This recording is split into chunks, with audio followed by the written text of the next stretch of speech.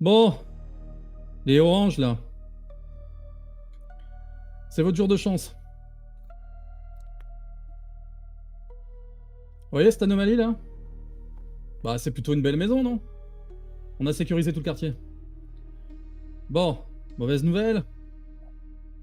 Euh, on a dû envoyer une équipe d'intervention.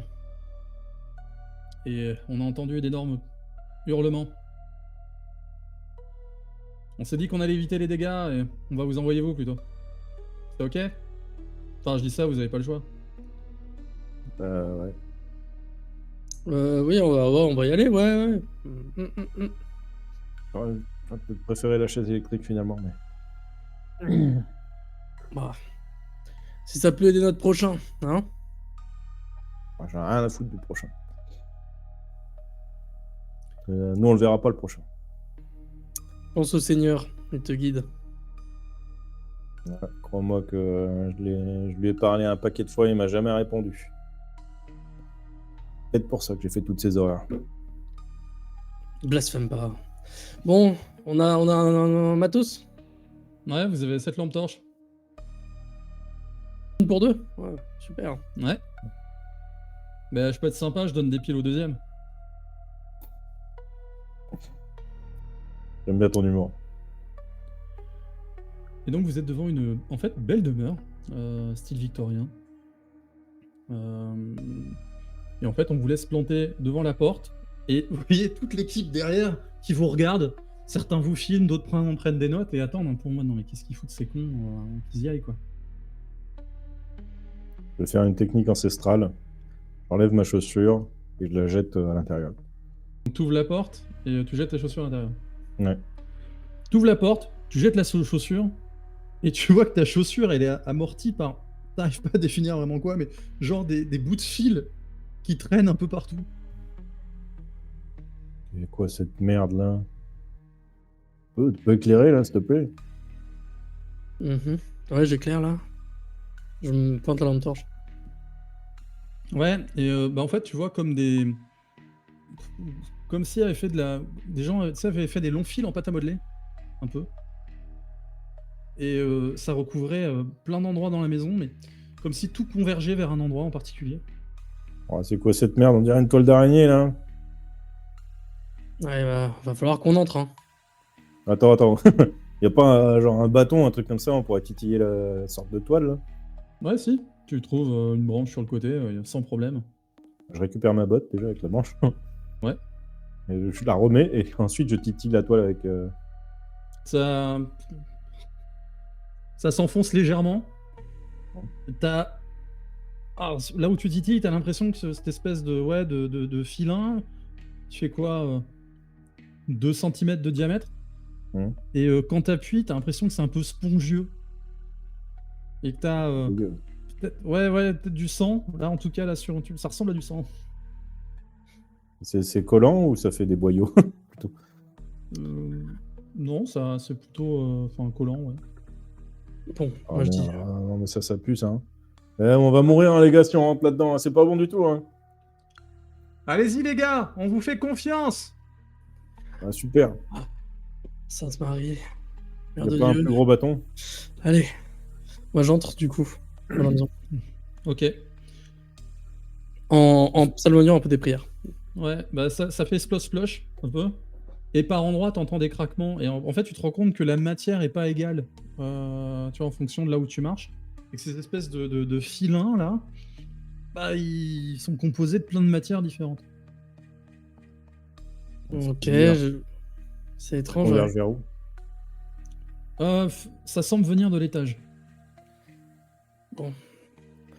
J'essaye de toucher avec ma main un des filins. Ouais. Bah, enfin, quand tu peux toucher à plusieurs endroits, et effectivement, des fois, t'as l'impression de toucher de la chair, d'autres fois... Ah, on dirait un... Ça fait un peu la même texture qu'un gilet pare-balles.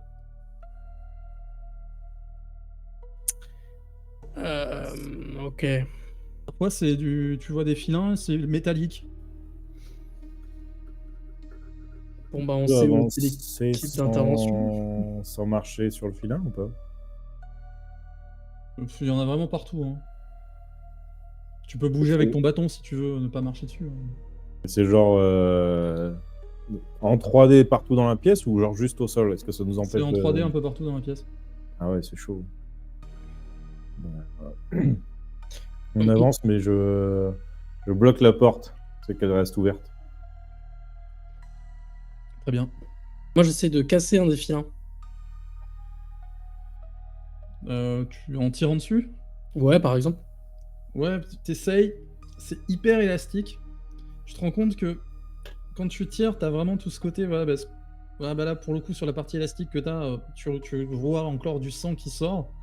Tu tires et t'as quand même l'impression que ça reste dense.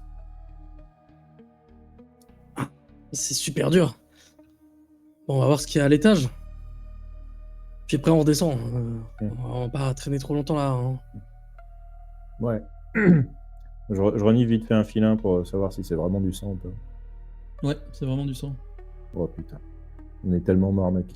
Fais l'aller-retour vite fait. Hein. Tiens, vas-y, passe devant. Ouais, Alors. je vais passer devant et.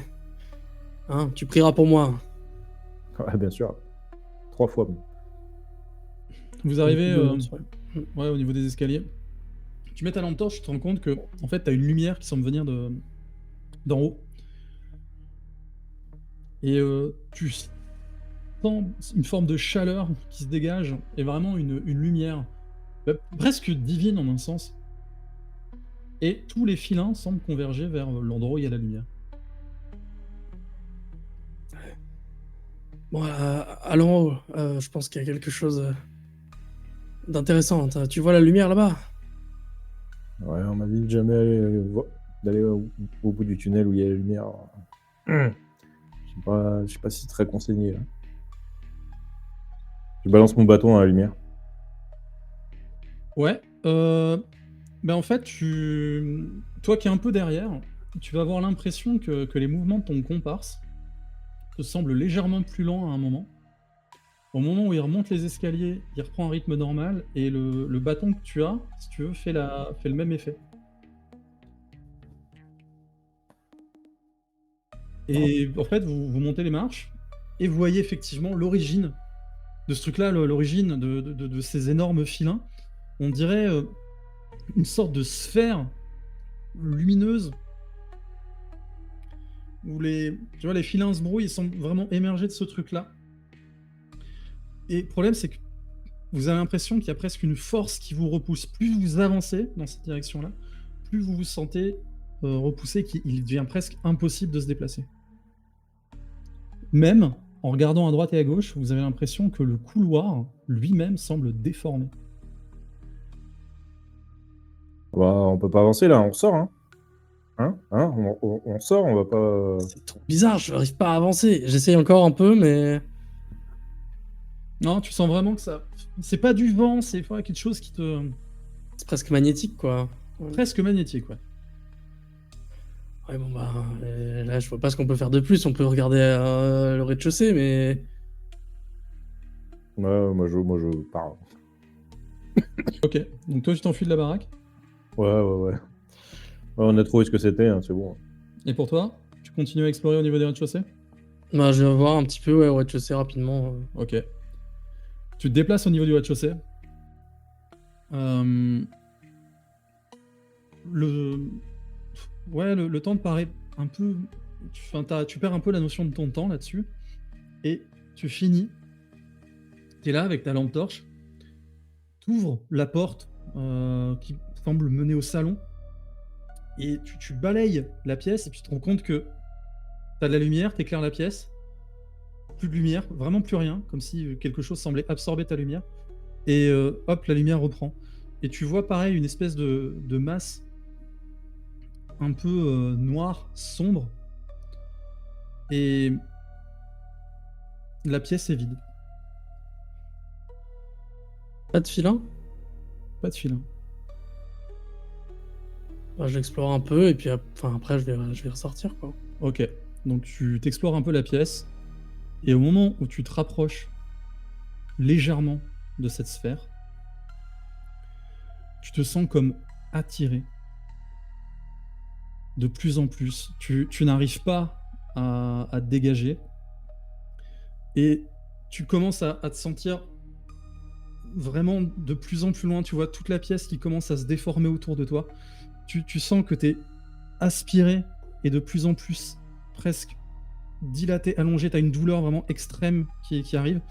Et tu sens le bas de ton corps aspiré dans cette espèce de trou qui te fait énormément mal et qui semble aspirer plus rapidement que le reste. Finissant par te transformer en spaghetti. Là, je crie. Et te faisant ressortir de l'autre côté du portail.